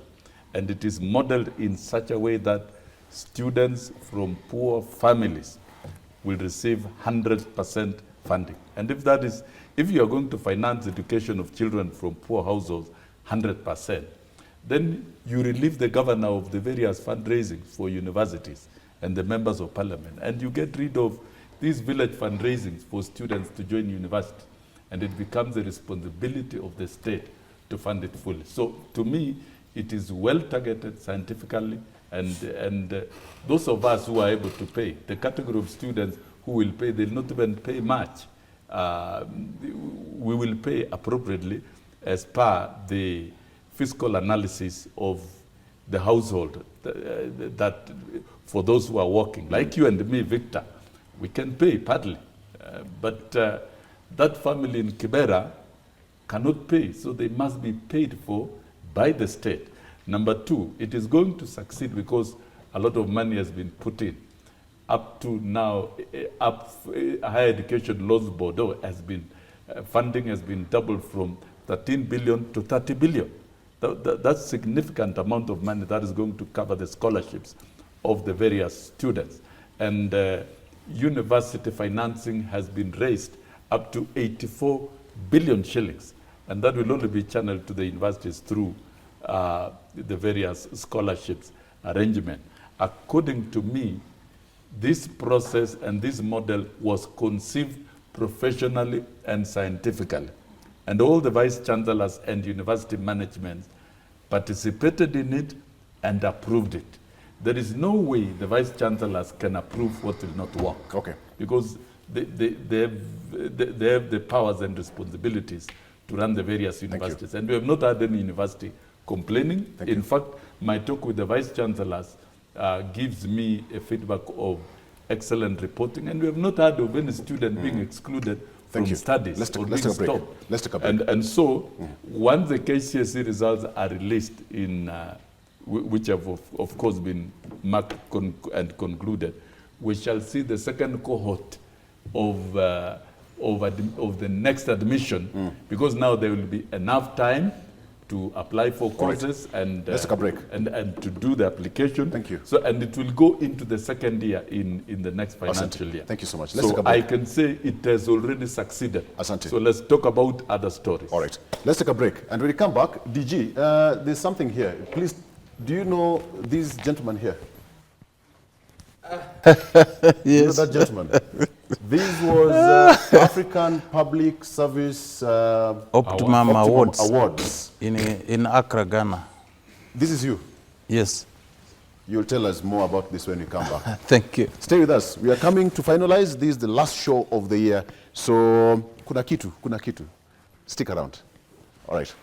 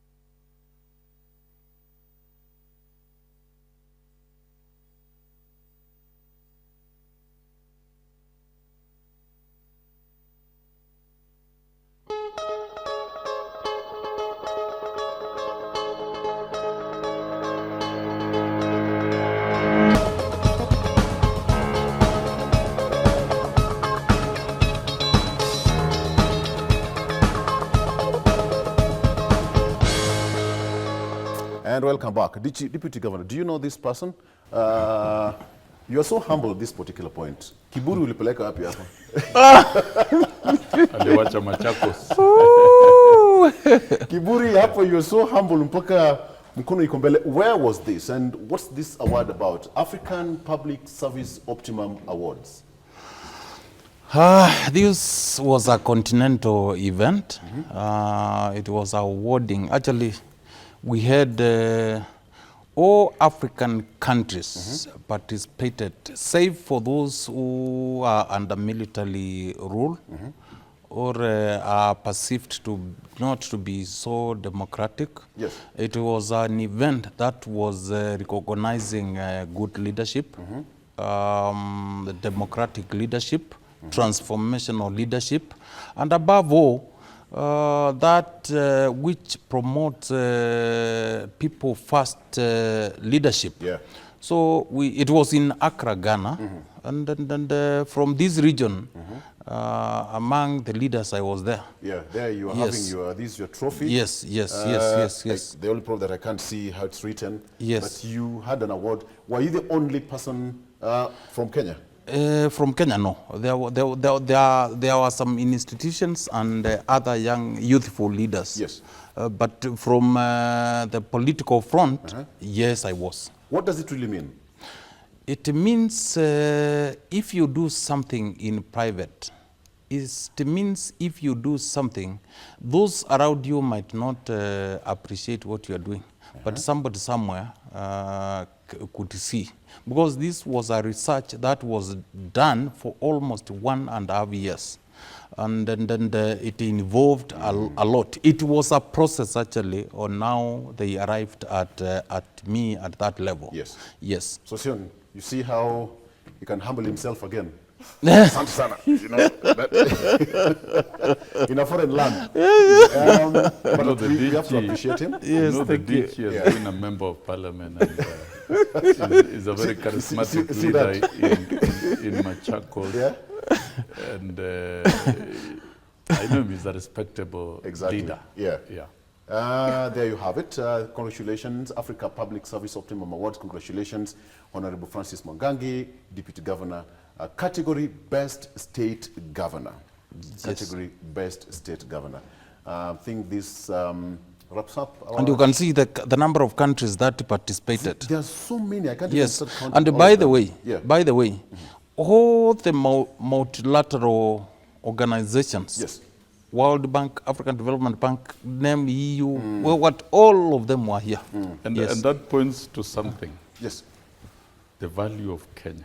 The value of International. nations. Right. Yes. We are Because a amongst these competitive flags, we are here. We Yes. are a competitive country, both in terms of the human resource capacity that we produce, and that is linked to our education system. I've been tracking for the last couple of years the global and regional awards to teachers. Yeah. Kenyan teachers have won it continuously, Done well. time and again. Yes. And when you look at what we call Global Competitiveness Index of even our education system, we have been ranking #1 for many years until when these ragtag reforms were brought in by the previous regime, which are being corrected now. Let's agree some of these reforms were done wrong. But then the Global Competitive Index, Kenya has been #1 in education in terms of quality and in terms of access. And I think we can and congratulate therefore, it. we can translate it to the economy. Yes. What opportunities do we have in the economy? Yeah. We can be the most competitive economy globally. Let us very not good. look at even Very good. regionally. And that brings me to what the president is trying to do, abolishing visa restrictions to Kenya and opening Kenya as an open global market, both in terms of economy and visitation. Yes. So I congratulate my brother here. Thank you. And we give- you represented Yeah. the values and Congratulations. virtues Winning of this many one, of us category in Kenya. best state And governor. therefore, let's take Kenya Yeah. to the global competitive stage, which the president is doing. Thank you so much. You've done well. Congratulations, Thank you. DG. Yes, Thank you. You represented Kenya. So this is not just your win. It's a win not for Machakos, but it's a win for Kenya. Because when you stood there, you represented Kenya amongst Yes. all these flags. Yes. Right. Very good. I still repeat this one. You're very humble, very humble. Thank you so much. All right. So, gentlemen and lady, that's where we wrap it up on today's show. Thank you so much. It's been an eventful year. The Viewpoint, I want to congratulate you specifically for winning that award, and to thank you, my guests, for always being here on the show. We've been, waking up at ungodly hours, let me say that word, just to come and give you the best of information. We need to tell you what you need to know in terms of politics, what really shapes our current world as we speak. Politics aside, we need to be as a united Kenya and work to common goal. That is building our nation. That is our work here. All right, so before you leave, I have a cake for you. Tunamalizia hii kitu in style. I have a cake here. She's called Flanzia Angatia. Flanzia, just come on set to party your cake. Just come with the cake. We have a cake for you, just to appreciate you, and of course to tell you that I'm lalinja sana. I take care of you. It's a good style to end the year. Come in, Flanzia. Good morning. Good to see you. Good to see you. I think you're hooked. Okay, you're hooked. Just a little bit. Fine, it's okay. She's called Flanzia Angati. Just come here, Flanzia. In between, hapo katikati yao. Flanzia, good morning. Good morning. Hii keki imetoka wapi? Hii keki imetoka Machakos. Allah. This cake is from Machakos County. DG, you have a lot of talent. Yes. From Machakos. Allow me to break some rules. Kidogo, okay. You can just hold this on. Thank you so much. So, Flanzia is, this is your part-time or full-time job? It's my part-time job. Oh, okay, so what is your 8 to 5 job then? I'm a high school teacher. Okay. Yes. Habari mwalimu. Nzuri. Mshahara yangu bado iko ile nilipigania. So you're a high school teacher? Yes. That's yours. You want to put it on? This is mine. I think somebody what do you has... teach? Just put it on the table here. Thank you so much. So what do you teach? I teach physics and chemistry. Oloo. tough one. Yes. Congratulations. Thank Okay. you. And so this is your side hustle. And she's a lady, by the way. Yes. Physics, chemistry. Physics and chemistry. I'm chemistry myself. So you can do some physics. This is a cake meant for us, for GMK. How long have you been doing this? For the past 6 years. Okay. Yes. And how do you balance class and this at the same time now? Actually, it requires a lot of discipline and proper planning. Okay. Yes. All right. Tutole keki, tuone iko aje. And how do we get you now that DG is here? DG, please make sure you get more of these cakes in Machakos. Tufungulie cake tukule kwanza. And I'd like to invite my colleagues now. Entrepreneurship. Wow. It looks beautiful. Hey, good DG? morning, Kenya. Good morning, Kenya. You have to see this. That's wonderful. You have to see this. It's well done. It's beautifully done. Good morning, Kenya. Look Just at hold it this that. Look at that. It's beautiful, right? Okay, sasa hii kazi yake tunaweka hapa kando kidogo. Mheshimiwa, award somewhere. Tuchunge With the logo of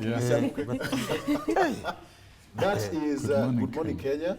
The logo of Good Morning Kenya. It's well done. Actually, the logo and the theme color. and the Thank you so colours. much for gracing our show. Thank you so much for giving us a cake. You're And to welcome. our guests, just to appreciate you that you've been gracing our show gracefully every time we invite you.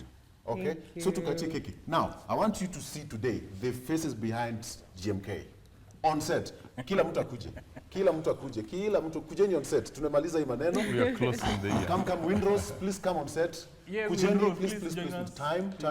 Kujeni. Serious team. Yes.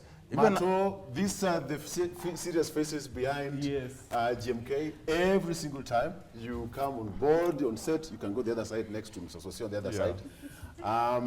Mogaka, Abuntamuona, this is Mato representing KBC, you see that? And a host of other people who usually make sure that we wake up at 4 a.m. to give you this particular show. Marie Yambo, ako wapi? Marie, and our makeup artist. Vero kuja, Vero, we have to look good. Vero, please come. Vero kuja. And as you do that, please. And there are so take- many, they need to Yeah, come. come over. Come. Come. Karibu. Karibu sana. This is just part of the team. Kuja. This is Vero. Anytime you want to look good, she does our, the way she looks. And she also looks good. Yeah, that is Vero. Okay, so Flanze tukatie keki, serve our guests, and then we say thank you for coming to our show. So how do we go about it? Hiyo keki imetengenezwa na nini? Unga, mayai, margarine, maziwa, sukari. Hapo kwa maziwa, Mr. Sossion is happy. Kabisa. Ukisikia maziwa iko, hiyo inakuwa mursik. Okay. Okay, tukatie keki, then we can share as we finalize on this particular one. Go ahead. Okay. Okay. And DG, you must give some business. Sikati peke yangu wananisaidia. Oh, you have, yeah, msaidie? Waziri shika. Wapi Christine? Hey, Christine. Wapi katikati? Yes. Thank you so much. It has been an eventful year. Tomorrow, and for a successful one, it has been a very good show. Thank you so much for this. And to you as our viewer, asante sana. Asante sana. Christine, ako wapi? Good. Do you have Congratulations, mwalimu. Asante. Yes. Let more teachers do this. Yeah. Asante. Asante. So you are going to feed our guests. Tuone how hiyo cake inaenda. Then from here, we call it a wrap for the year. How's you? How good is this ending? It's very good. Yeah? Victor, Yes. you had a good reason to get us today, I knew I. to end the year in style. Exactly. We have to. You've been good. And we thank God. I like the way DG was putting it. We have to thank God in everything. So it's because of his powers. He assisted me to have a wife. Did you just say that on air? Yes. And it is true. It's not a joke. The only thing he has not given me a goat. I now need a goat. Okay. Pay me a goat. So please serve us Flanze. I delivered a beautiful, caring wife to him. Thank you. Asante sana. This is beautiful. Hapo katikati. All right, to the viewer, this is to you for always waking up with us every single day in the morning. Maria kwa wapi?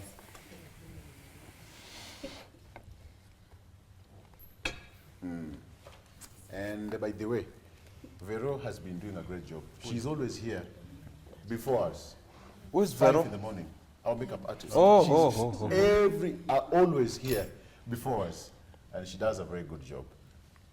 Okay. We now want you to be the #1 studio in the world Yes. Of course. and in the continent. We'll try.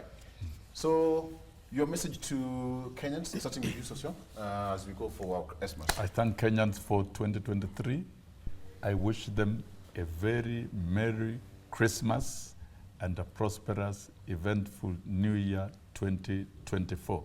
Let us unite as our country and make our country better.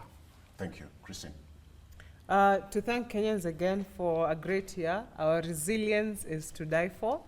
However, going into 2023, we need to fasten our seatbelts, and hopefully we'll work together to make sure that our economy stands. And I also wish the whole country a happy Christmas and festivities when you meet with your families. I hope it's a good one, and we'll see each other again the coming year, 2024. Thank you so much. And DG, finally? First, I want to thank my Creator God for the year 2023. Thank Him for everything, even my fellow panelists. I want to urge our people, particularly drivers, whether private, public, please, during this festive season, let it be a blessing to us. Let us be careful. Let us drive carefully throughout our roads. We know it is during this period where, from the statistics, we lose so many people. Yeah. We have so many accidents from our roads. Please drive carefully. And to my fellow Kenyans, we have a country. Let's pray for it. Let's act, utter, and behave in a manner that is going to unite the country. And wish each one of us, myself, my family, and the rest of Kenyans, best of luck in the year 2024. And Merry Christmas for Thank you that so matter. much. Flanzia, where do we get you as you serve our guests? Kindly, where do we find you? I'm based in Machakos, opposite Chaka Hotel. I'm a home baker. Actually, I don't have a bakery. I just bake from my house. From your kitchen. From my kitchen, yeah. Okay. Yeah. So what wengi wanasema they don't have jobs and this you're just doing it from the comfort of your house. I mean, Do you supply the staff room? My colleagues in the staff room? Sometimes I do. okay. Sawa, thank you so much. So that's why we call it a wrap. We can now feast on the cake. Tukimaliza tuseme asante sana and gwaheri. Happy New Year and Merry Christmas. Thank you so much for watching, and that's where we wrap it up on GMK. Asante sana. May God bless you. Bye-bye. Sawa, tukule cake sasa.